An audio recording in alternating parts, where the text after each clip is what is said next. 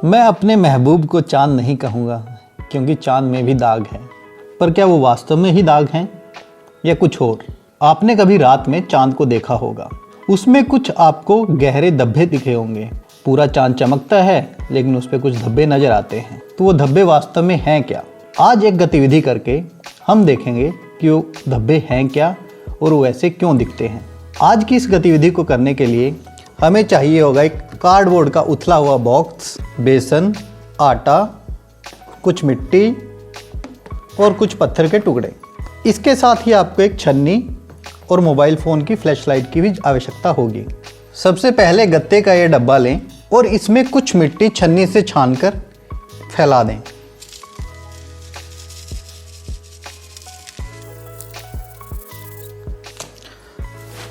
अब इस मिट्टी के ऊपर बेसन की एक लेयर यानी एक सतह चढ़ा दें।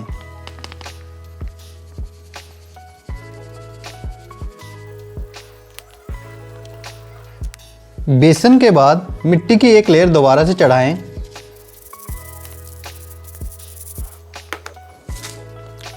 मिट्टी की सतह के ऊपर यानी कि इस लेयर के ऊपर हम आटे से एक लेयर बना देंगे।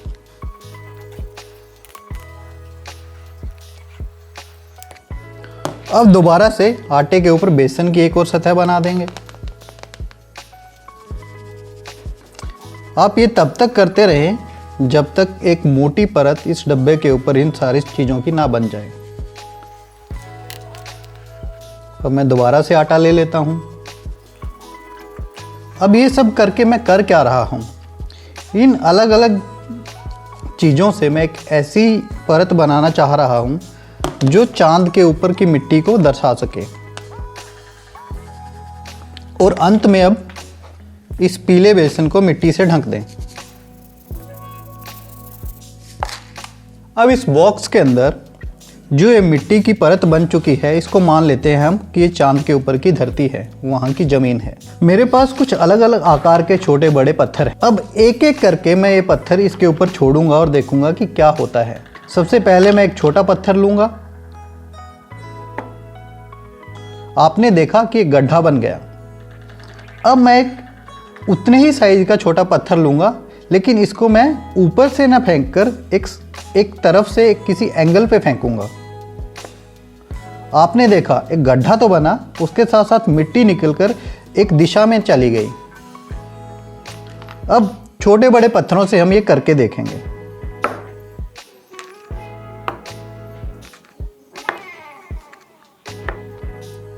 आपने देखा कि कैसे ये पत्थर फेंकने से ये मिट्टी, आटे और बेसन से बनी परत इसमें गड्ढे बन जाते हैं और कुछ आटा, बेसन, मिट्टी निकलकर किसी एक दिशा में फैल जाता है।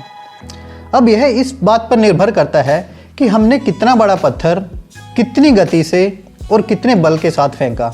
आटा, मिट्टी किस दिशा में फैलती है इस पर भी निर्भर करता है कि आपने वो पत्थर किस दिशा से या किस एंगल पे फेंका।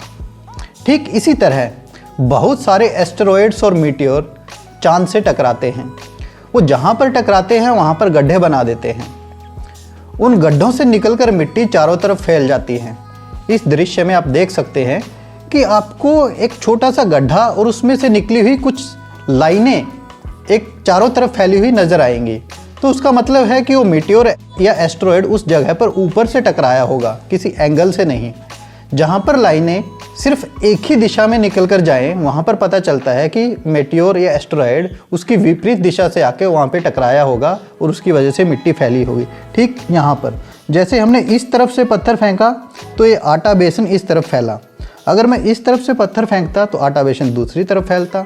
इस गतिविधि को आप भी अपने दोस्तों के साथ अलग अलग पत्थरों, अलग अलग साइज के कंचों और भी अन्य चीज़ों से करके देखें। और करने के बाद अगर आप पत्थर वहाँ से हटा लें तो अपने सहपाठियों से इस बात पर चर्चा करें कि कितना बड़ा गड्ढा कितनी गति से फेंके गए पत्थर से हुआ।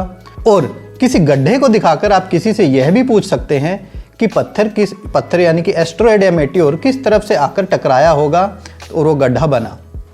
अब सवाल ये आता है कि क्या ये मेटियोर और एस्टेरॉयड चांद से ही टकराते हैं? ऐसा नहीं है, वो धरती से भी टकराते हैं। तो फिर हमें धरती पर इतने सारे गड्ढे क्यों नहीं दिखाई देते? इसका एक कारण है कि चांद पर वातावरण यानी कि हवा नहीं चलती, वहाँ पर वातावरण नहीं है, वहाँ पर धूल मिट्टी नहीं चलती।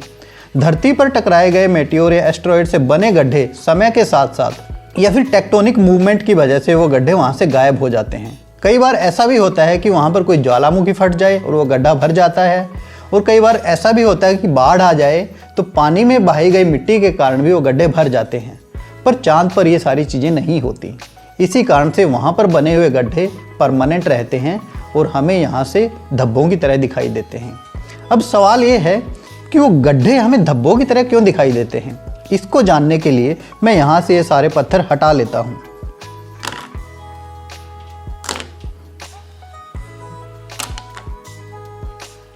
अब हम मान लेते हैं कि चांद पर कुछ इस तरह के गड्ढे बने हुए हैं। मैं एक मोबाइल फ़ोन लेकर उसकी फ्लैश लाइट जलाऊंगा और साइड से कुछ लाइट उसके ऊपर डालूंगा और हम देखेंगे तब क्या होगा। अब मैंने इस कमरे में अंधेरा कर लिया, यानी कि मान लेते हैं कि अब रात हो गई है। अब मोबाइल की फ्लैश लाइट जलाकर अगर मैं ऊपर से मोबाइल की फ्लैश लाइट डालूं तो हमें ये गड्ढे की तरह ही दिखाई देंगे। लेकिन अगर मैं इसको किसी एक तरफ से डालूं तो आप देखेंगे कि आधे गड्ढे हमें रोशनी में दिखाई देते हैं, आधे गड्ढे छाया में दिखाई देते हैं, वहाँ पे शैडो बन जाती है। इसी तरह से जब सूरज की रोशनी चांद से टकराती है और वो एक एंगल से टकराती है, किसी एक तरफ से जाती है, तो रोशनी की वजह से आधे गड्ढे हमें चमकते हुए दिखाई देते हैं और आधे छाया में दिखाई देते हैं। इसी कारण से हमें वो गड्ढे धब्बों की तरह दिखाई देते हैं और हमें लगता है कि चांद में दाग है, पर ऐसा नहीं है।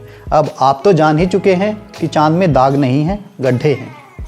तो अगली बार जब भी आप रात को चांद को देखें तो उसके धब्बों को ना देखें। अब आपको पता चल ही गया है कि वो धब्बे नहीं, गड्ढे हैं।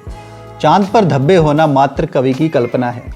यही सारी चीज़ें आप अपने दोस्तों को, अपने माता पिता को भी बताएं और इसी तरह से खुद से गतिविधियां करके विज्ञान सीखते रहें। हम मिलेंगे CCL की किसी और मज़ेदार वीडियो में। तब तक के लिए अपना ध्यान रखें और करके साइंस सीखते रहें। धन्यवाद।